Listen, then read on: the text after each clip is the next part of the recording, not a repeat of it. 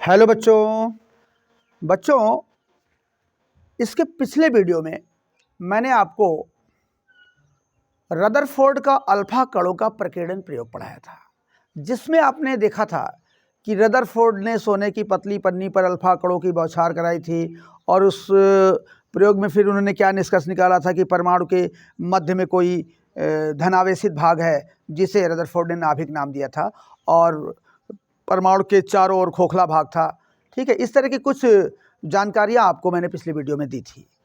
इस वीडियो में हम रदरफोर्ड की ही कुछ बातें करेंगे। रदरफोर्ड ने नाभिक की खोज के बाद एटम के संबंध में कुछ विचार प्रस्तुत किए, जिसे रदरफोर्ड का परमाणु मॉडल कहते हैं। तो आज हम रदरफोर्ड के परमाणु मॉडल की बात करेंगे कि रदरफोर्ड ने परमाणु के संबंध में कौन सी जानकारियां दी। चलिए, तो आज का टॉपिक है रदरफोर्ड का परमाणु मॉडल।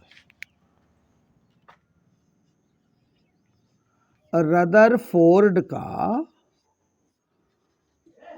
परमाणु मॉडल।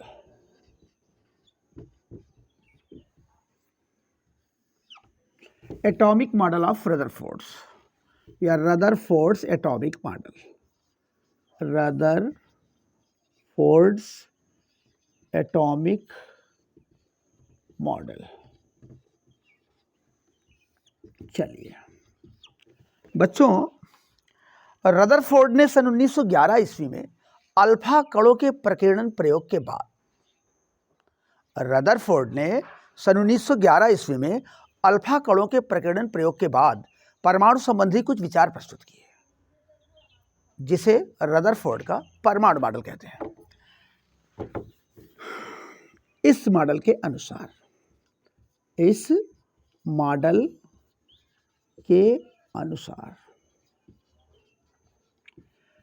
बच्चों, रदरफोर्ड ने क्या बताया? रदरफोर्ड ने बताया इस मॉडल में कि परमाणु दो भागों से मिलकर बना है।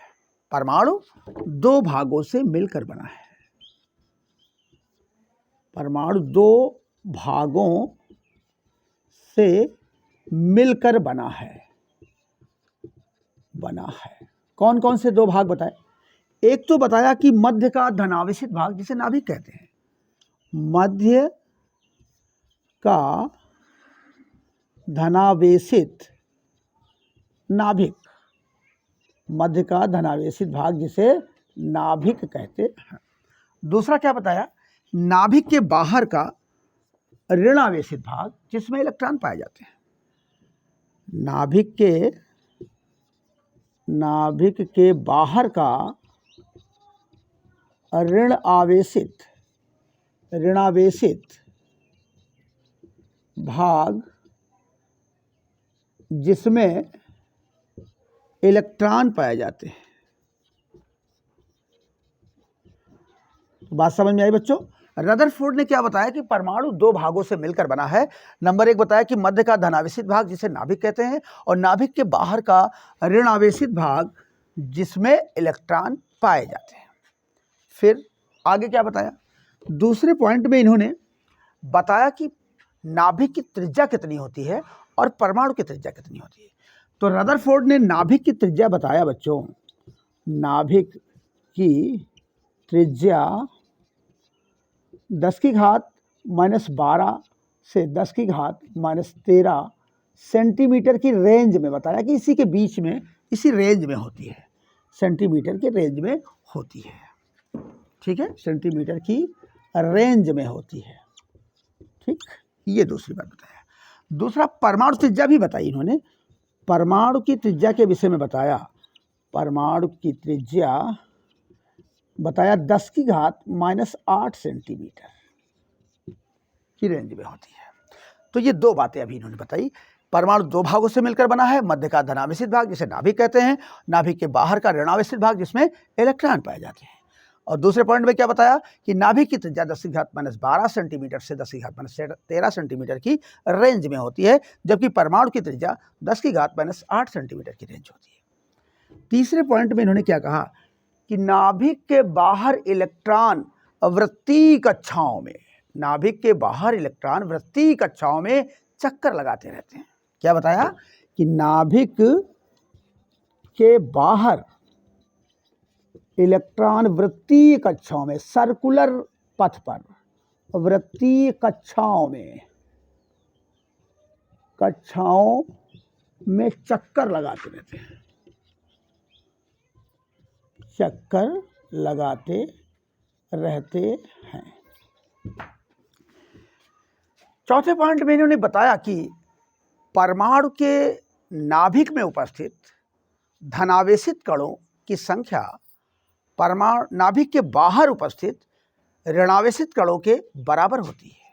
क्या बताया कि नाभिक में उपस्थित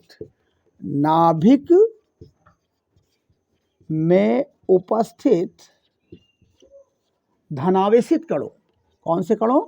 धनावेशित कणों। और धनावेशित कणों को बच्चों क्या कहते हैं? प्रोटॉन कहते हैं। अर्थात इन्होंने प्रोटॉन की बात की, प्रोटॉनों की संख्या किसके बराबर होती है? नाभिक के बाहर उपस्थित, नाभिक के बाहर उपस्थित इलेक्ट्रॉनों की संख्या के बराबर होती है। इलेक्ट्रॉनों की संख्या के बराबर, यानी ऋणावेशित कण को इलेक्ट्रॉन कहेंगे, तो इलेक्ट्रॉनों की संख्या के बराबर होती है। यानी परमाणु के अंदर प्रोटॉनों की संख्या और इलेक्ट्रॉनों की संख्या बराबर होती है। यानी जितने धनावेशित कण होते हैं उतने ही ऋणावेशित कण होते हैं। और यही कारण है बच्चों कि परमाणु उदासीन होता है, न्यूट्रल चार्ज होता है। क्यों? क्योंकि उसके अंदर नाभिक में जितने पॉजिटिव चार्ज हैं, नाभिक के बाहर उतने ही निगेटिव चार्ज हैं। यही रीजन है कि एटम पर कोई चार्ज नहीं होता, एटम न्यूट्रल होता है, अर्थात उदासीन होता है। चलिए, इसके बाद और क्या बताया?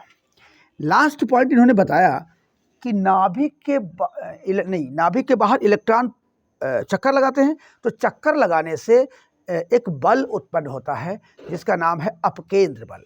तो रदरफोर्ड का कहना है कि इलेक्ट्रॉनों के परिक्रमण से अपकेंद्र बल उत्पन्न होता है जो नाभिक के द्वारा लगने वाले आकर्षण बल को संतुलित कर देता है। बात समझ में आई?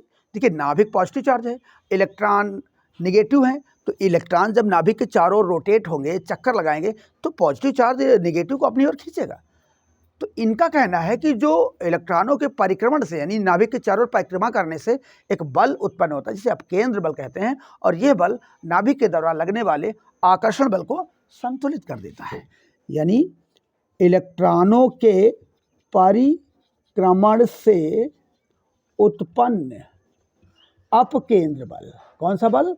अपकेंद्र बल नाभिक के द्वारा, किसके द्वारा? नाभिक के द्वारा लगने वाले आकर्षण बल को, कौन से बल को?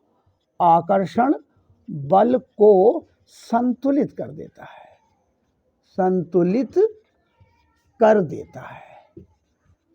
ठीक, जिससे इलेक्ट्रॉन नाभिक के बाहर चक्कर लगाते रहते हैं। तो बच्चों, बात समझ में आई? ये था रदरफोर्ड का परमाणु मॉडल। ठीक है, इनके मॉडल को सौरग्रही मॉडल भी कहते हैं। ठीक है, नोट करें। और यदि कहीं कोई डाउट है तो कमेंट बॉक्स में कमेंट करिए, और मेरे वीडियो को लाइक करिए और चैनल को सब्सक्राइब करिए। धन्यवाद।